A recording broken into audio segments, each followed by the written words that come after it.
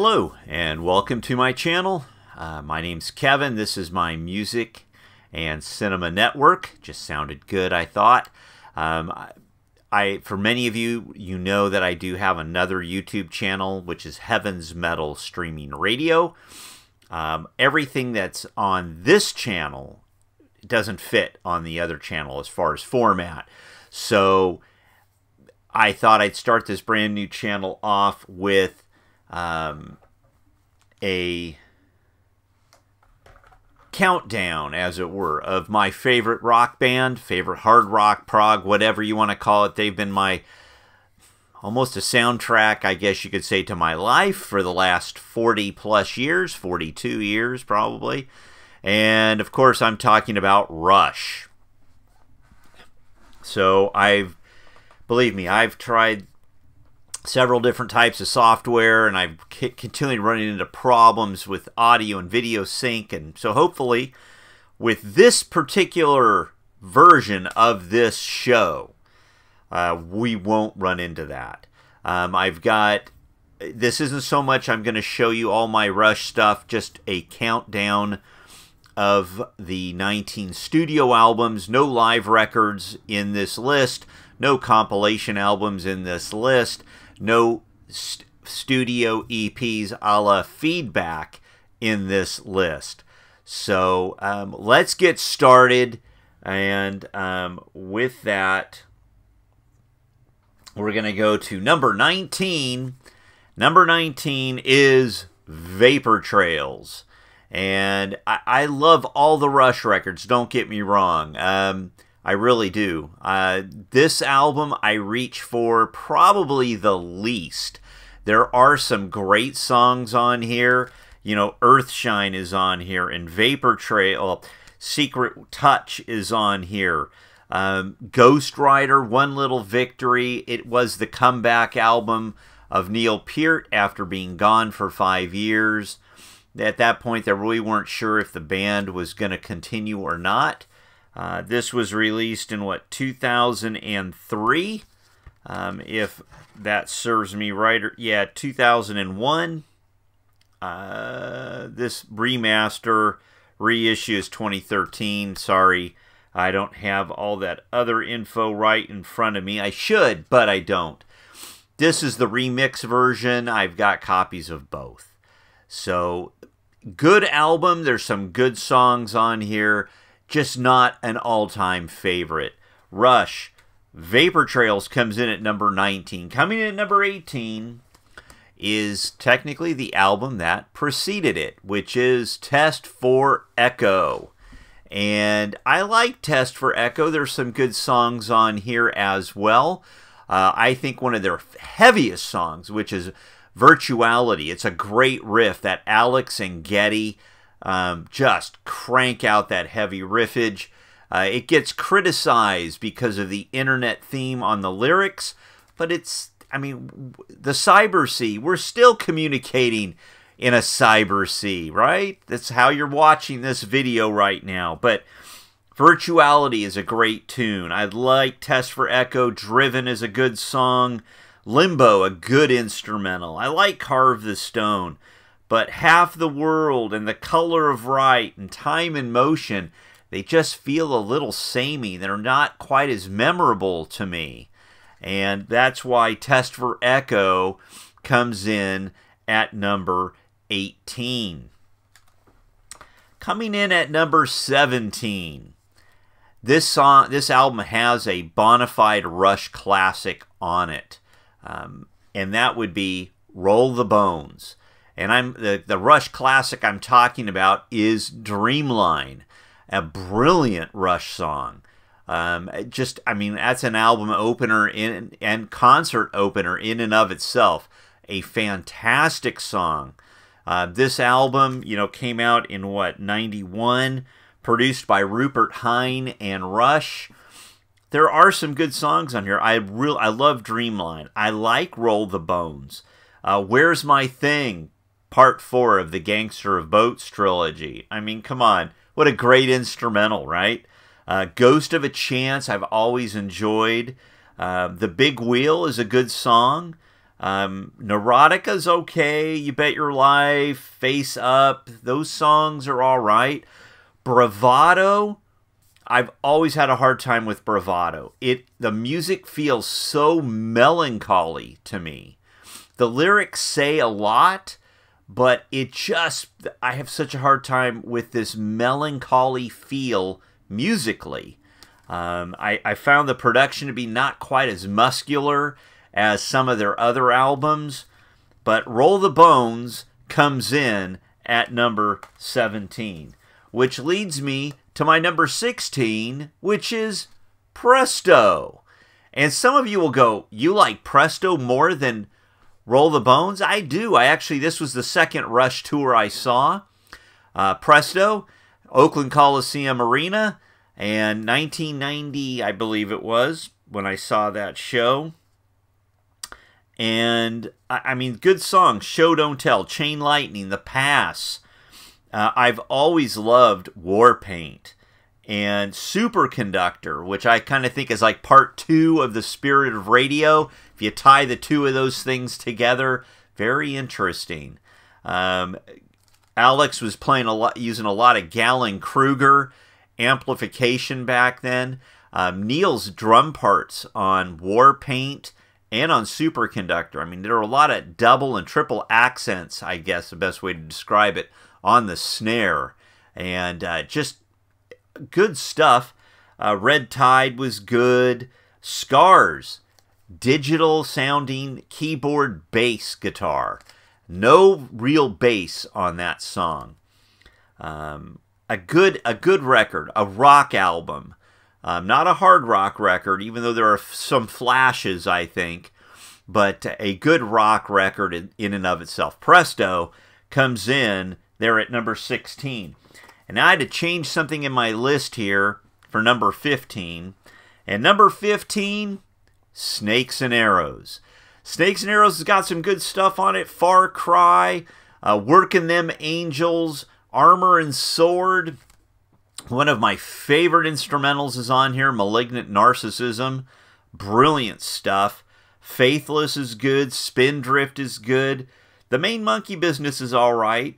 But the Larger Bowl is very dramatic sounding, melodramatic sounding, and very just not, it just feels like a downer, unfortunately. The Way the Wind Blows has Alex pulling a great Eric Clapton, I think, on here.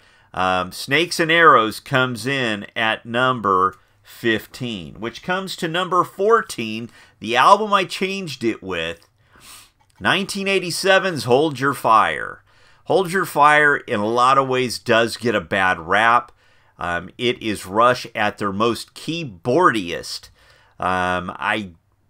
For a long time, could not stand. I still don't like Prime Mover, and I still don't care for Second Nature. Time Stand Still's okay, but I think songs like Open Secrets, heavy keyboards, but they're heavy sounding. I've always liked Mission. I've always liked Turn the Page and Lock and Key. High Water's a good song, maybe kind of generic in some respects, but it's a good song nonetheless. Tai Shan, it's fine. You know, some people have this thing about it. Fine. If you have a thing about it, that's okay. Hold Your Fire, for me, comes in at number 14. Coming in at number 13, we're going to go all the way back to 1974 with the debut album. I mean, come on. The Working Man, Finding My Way, What You Doing, Take a Friend. I like Take a Friend. Need Some Love's okay. In the Mood's all right. Before and After. The only song that just leaves me wanting is Here Again. This is their Rush heavy metal album. Not really, but it's for 1974. Yeah, you know, I never quite got the Zeppelin thing. I know there was, I guess you had to be there in 1974 to get that. I mean, I understand. I've watched all the stuff. I've watched Gene Simmons talk about it. But the only album with John Rutsey, the only album that Neil Peart does not play on. Geddy wrote all the lyrics. He said they were very off the cuff. He thought that really was very detrimental to the album itself. Good stuff, you know. I got the box back here, right there. That is vinyl. The box set came out, I forget how many years ago now. But the debut comes in at number 13, which leads me to my number 12. And that is Fly By Night. What a great record. The first, obviously, with Neil. You've got By-Tor and the Snow Dog and Anthem and a couple of leftovers from the first album, which would be In the End, as well as Best I Can. I've dug Making Memories. Rivendell, Geddy Lee plays the classical guitar. Lyrics, obviously, by Neil. The title track, great tune. Beneath, Between, and Behind. Man, I've always loved that song. What a mouthful. Lyrically, though. You know, how do you sing those words? Very verbose to make them so compact. But Fly By Night comes in for me at number 12. Coming in at number 11, we fly on up ahead to 1984? 83. I want to say it's 83. Correct me in the, correct me in the comments. It's okay. And that's Grace Under Pressure. I love Distant Early Warning. This is Rush in their police mode. They were never ashamed about taking things they liked and influences and combining them with their own stuff. You know, Neil had said many times, we never say we don't do that in Rush, something to that effect. I mean, this is a great record. Couldn't get enough of Distant Early Warning. After Image is heavy. The Enemy Within, Red Sector A, The Body Electric, Kid Gloves, the reggae of Red Lenses, and the heaviness of Between the Wheels. Between the Wheels has a lyric that's very, very Neil. But it's one of these lyrics that he speaks of time passing. He says, it slips between your hands like water, this living in real time. So many of his lyrics have to do with life passing us by. We don't take time to take a look. Don't stop to take a look around. Time stands still, right? But here, it really is time. It slips like water. It slips between your hands like water. This living in real time. Grace Under Pressure comes in at number 11. Moving to number 10. And this is Rush getting back to being heavy. Counterparts. What a great album. Following, Roll the Bones, where the production felt flat. This album brings the balls back into the music of Rush. Geddy's, bass and Alex's guitar. Produced by Peter Collins and Rush. Introduced him Kevin the Caveman Shirley, who told Alex, you sound horrible with reverb. You need to use a Marshall again, and you play some Gibsons again. And Geddy, you need to play a Rickenbacker, and come back to a Fender Jack. Come on, you guys. Put some balls back in your music. Stick it out, animate, cut to the chase, Cold Fire, Everyday Glory, The Speed of Love, Alien Shore, Between Sun and Moon. Leave that thing alone. The only song I really have a hard time getting into is Nobody's Hero. Because again, this is one of these songs that just feels overly dramatic to me. Melodramatic, that is. And I just have never... I can appreciate what it says lyrically, but musically I just struggle at times. It's a great record. Counterparts comes in at number 10. Coming in at number 9, and this is where things get dicey, if you ask me. Number 9, 1977's A Farewell to Kings. You know, if I'm pulling for a record, you know, how often am I pulling to Farewell to Kings? Cygnus X1, Xanadu, the title track, Closer to the Heart, Madrigal, and Cinderella Man.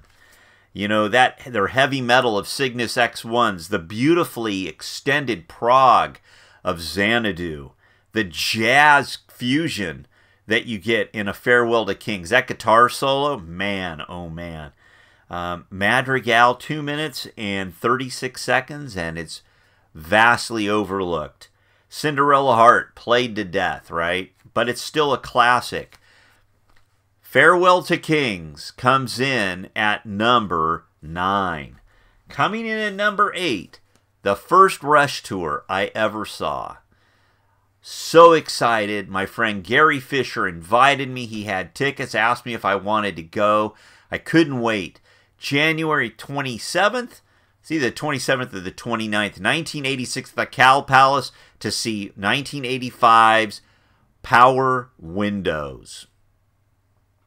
And what a great record. Yes, it's full of keyboards.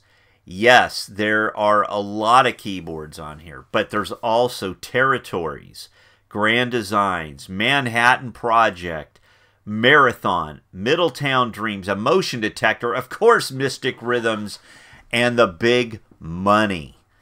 A great record, great songs. I was so ecstatic to see them play these songs live. And they opened with Spirit of Radio on that tour. I love this record. It does get a lot of play for me. I was a senior in high school when this came out. So, you know, it's like, for those of you who couldn't get past, you know, 1981, 1982, I was young enough to be moldable enough to what was coming. And when I heard this record, I loved it. Great stuff. Power Windows comes in at number 8. Now, this goes back to the very first Rush album that I heard all the way through. The first Rush stuff I heard was a small snippet off of All the World's a Stage. I had two of my cousins really enjoyed Rush a lot. And I bought the cassette for one of them, because they didn't have it. And it was a kind of a, I just thought I'd be cool. Hey, do you want this? It's in the bargain bin. Yeah, okay. Then I didn't see them for like 3 months. So I thought, well, I want to hear what this sounds like, because I'd never heard these people. You know, my gateway band was AC/DC. So when I heard Caress of Steel, wow, that blew my mind. Bastille Day, The Necromancer, Lakeside Park, The Fountain of Lament. You know, what a great album. Yes, Getty says, I think we were pretty high when we made this record. Maybe so, but I've always enjoyed this album. You know, The Fountain of Lament, it's 20 minutes long, broken up into, 5 or 6 segments. I've always dug it. You know, the lyrically, life is just a candle, and a dream must give it flame.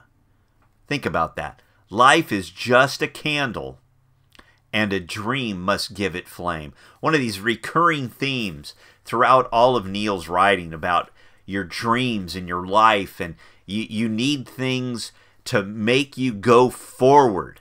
Otherwise, you're just standing still, right?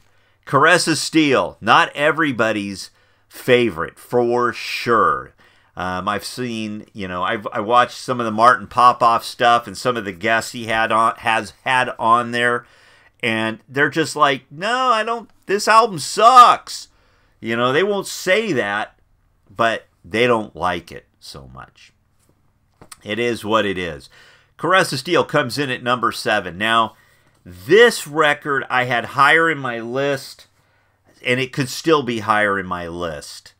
But it's an album I'm not burned out on yet, because I can still play it, and it still feels fresh, and I still like to dive into it and digest it.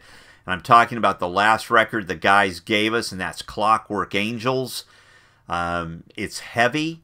It's got a cool story behind it. I don't necessarily agree with all of Neil's lyrical musings, but that's okay. That's what makes it challenging. And that's all right. It's a great Rush album. I had this, at one point I had this at number 3 on my list, number 3. But I'm putting it at number 6 today, and that's all right. Caravan, B.U.T.B., Clockwork Angels, 7 Cities of Gold, We Wish Them Well, Headlong Flight, and of course the last bit of music the boys gave us, and that is The Garden. With a great lyric, the measure of a life is a measure of love and respect, so hard to earn and so easily burned. Clockwork Angels comes in at number 6, which comes in to number 5. Yeah, number 5. Number 5, we go all the way back to 1976 with 2112. Right after Caress of Steel, this was the breakthrough album, first gold record. After this, Mercury said, okay, you know what's good for you. Maybe not for the rest of us, but your audience, and, they let the guys do what they do best. And it's a great album, right? I mean, it's one of the last ones I bought in this cycle back in like 82 and 81, 82. You won't get sleep. You won't get wise with the sleep still in your eyes, no matter what your dream might be. Rush, 2112, my number 5. Coming in at number 4, 1978's Hemispheres.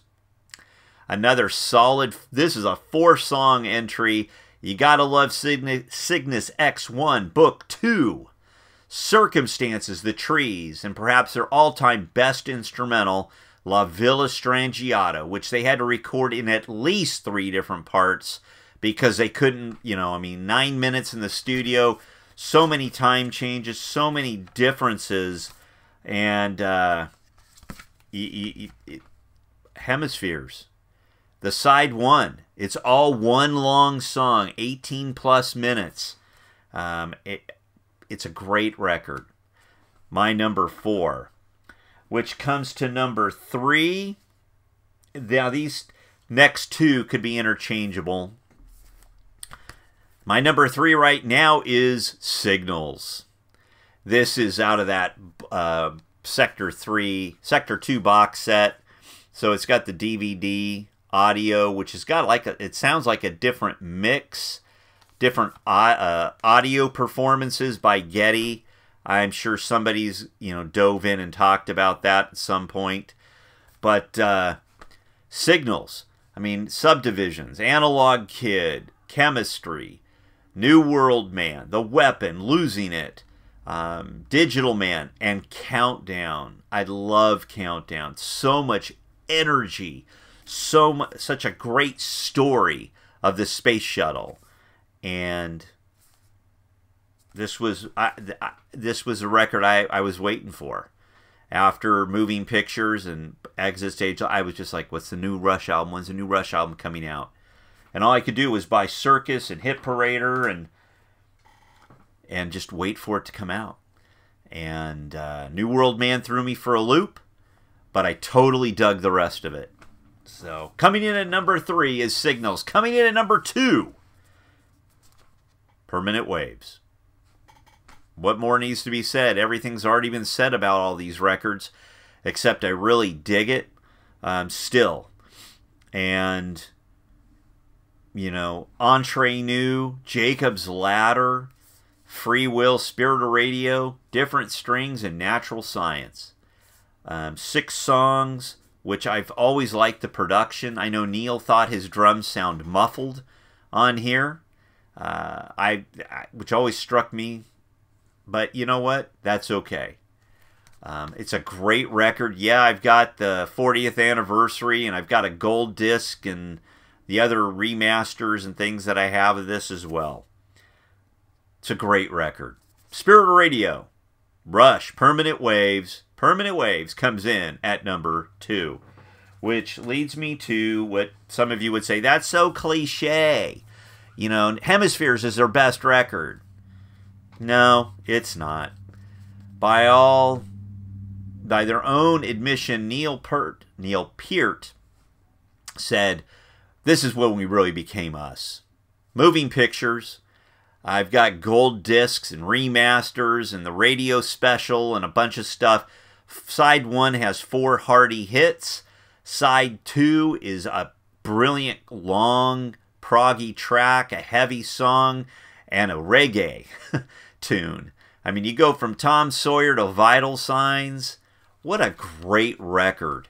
Their biggest selling album, I think it's over 5 million records now. I know it was over 4 for a long time, so I'm guessing it's got to have been to 5 now. What else can be said? Yes, the songs are overplayed. Tom Sawyer's overplayed. Limelight is overplayed. But that doesn't mean this record isn't their best. It just means it's overexposed. It's my favorite. I still love it. And there you have it. My Rush album countdown from number 19 to number 1.